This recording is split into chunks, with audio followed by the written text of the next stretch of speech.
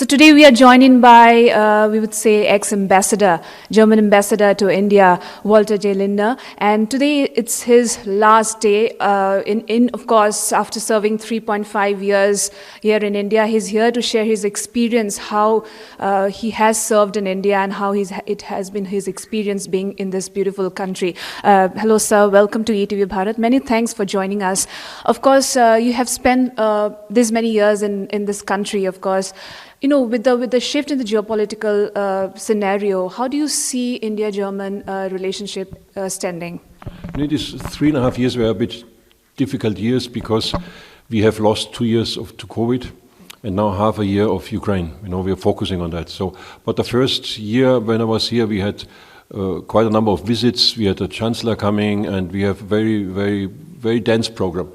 And we are restarting again. You know, your Prime Minister has been to Germany, and he will go to Germany again. So things are restarting again. But 2.5 years of my time here were a sort of unusual time because we couldn't really do what a diplomat usually does, but we tried to fill this gap by traveling and by doing other things. Well, my second question would be on the G7 Leaders Summit. Of course, we have seen Germany inviting India. But, you know, when the Russian aggression started, we have seen Germany undecided to invite India. Now this shift of inviting India again. And, of course, Prime Minister Narendra Modi will be traveling to Germany next month for the G7 Leaders Summit. What would be your take on this? What can we expect for the... Yeah, you see, we were not undecided. We were not reluctant. We just didn't send out the invitations. We were always convinced that India has to be there. Because since quite some years now, India is participating as a guest at the G7. I think a country with 1.3 billion people and with the economic importance as India, it always had to be there. So it was a misunderstanding. We never were reluctant. We just wanted to wait until we invite officially to everyone, and we did it when the Prime Minister was there. He got an official invitation, and now he will come. And what do we expect? I think, of course, that Ukraine will always be high on the agenda because it's just the dominating topic in all the international conferences. But also then the post-COVID situation, how do we deal with future pandemics? And of course, very important, how do we set up a green economy, especially after COVID, especially after with the reconstruction of Ukraine one day. We need to save the planet, and we need to do something against the global warming.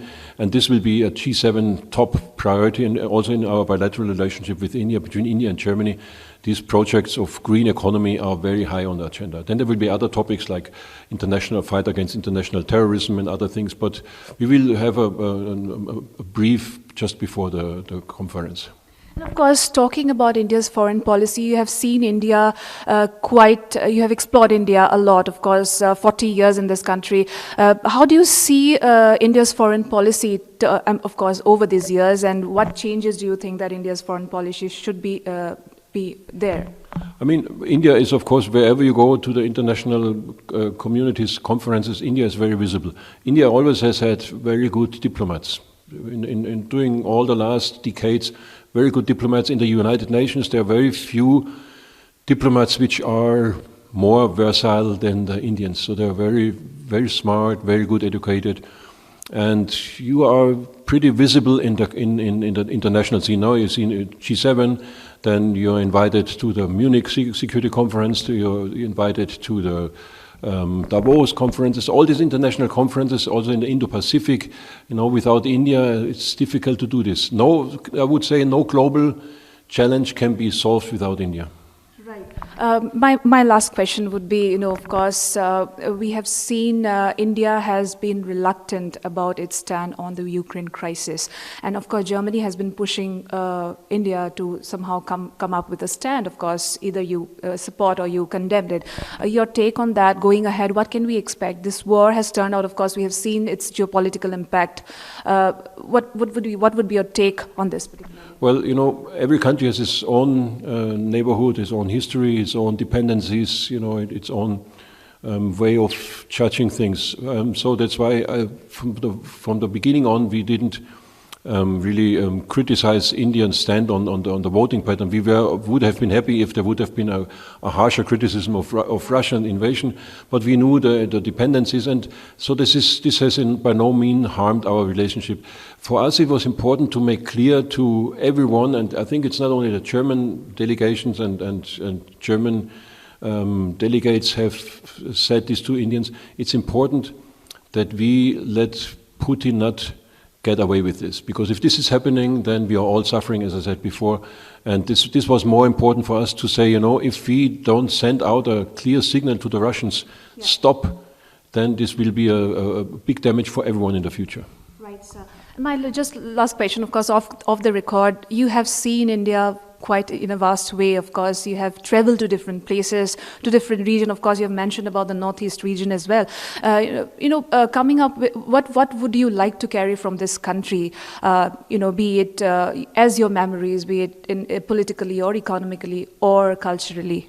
I think I would take with me the variety and the diversity of the country.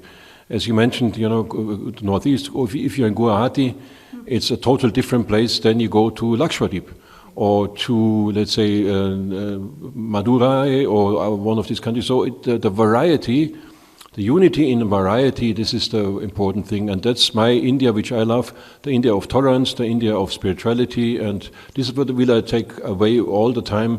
Apart from all impressions from economy and from politics, whatever, it's this kind of human variety and diversity. Thank you so much for joining us, and many good lucks, of course. We'll miss you, of course. You have been in India for quite a long time. This is Chandrakala Choudhury, and this was our German ambassador, ex-ambassador to India. His contribution has been immense, and we look forward that India-German relationship grows stronger every day.